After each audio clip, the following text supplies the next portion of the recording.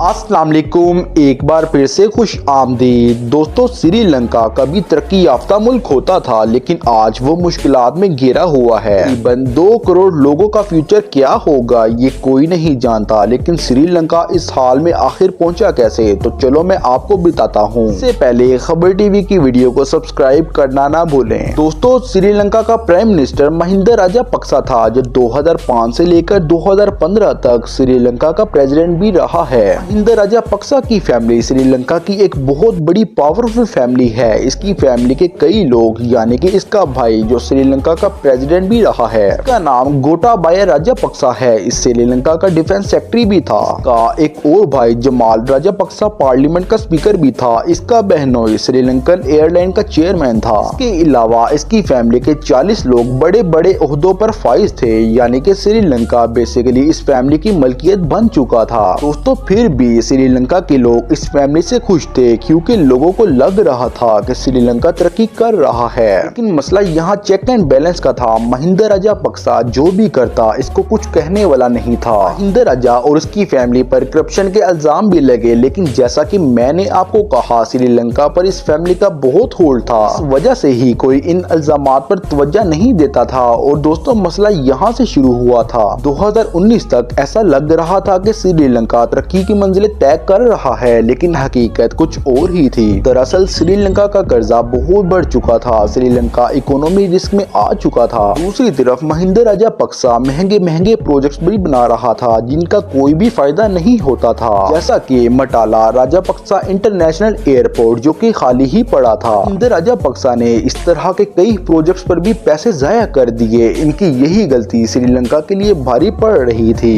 दोस्तों, राजापक्सा और उसकी फैमिली ने कोविड के बाद कई ऐसे फैसले किए जिसकी वजह से श्रीलंका की इकोनॉमी मुकम्मल तबाही की तरफ चली गई। जैसा कि एक बहुत बड़ी गलती टैक्सेस में कमी करना थी। महिंदा राजा ने 2019 में टैक्सेस में बहुत ज्यादा कमी कर दी, लेकिन इसकी वजह से ही श्रीलंका के रेवेन्यू में 25% कमी आ गई। ये श्रीलंका की मईशत के लिए तबाहकुन फैसला था। 2020 में कोविड आने के बाद श्रीलंका की मईशत और भी तबाह हो गई, और फिर श्रीलंका में टूरिस्ट आना बंद हो गए, जो श्रीलंका की इकोनॉमी का सबसे बड़ा सहारा थे। और फिर महिंदा राजा ने केमिकल फर्टिलाइजर में भी कमी की, जो बहुत ही कमतर और बदतरीन साबित हुई। श्रीलंका में खाने पीने से लेकर बच्चों की तालीम में भी कमी आने लगी, यानी कि कागज की कमी से बच्चे इम्तहान ना दे सकते थे और ना पढ़ सकते थे। सब कामों का जिम्मेदार इस मुल्क के हुक्मरान थे, जो करप्शन में लुथड़े हुए थे। और आप श्रीलंका के लोगों ने एक साथ इकट्ठे होकर महिंदा राजा के घर में दावा बोला, उसके आलीशान महल में घुस गए और इसको वहां से जाना पड़ा।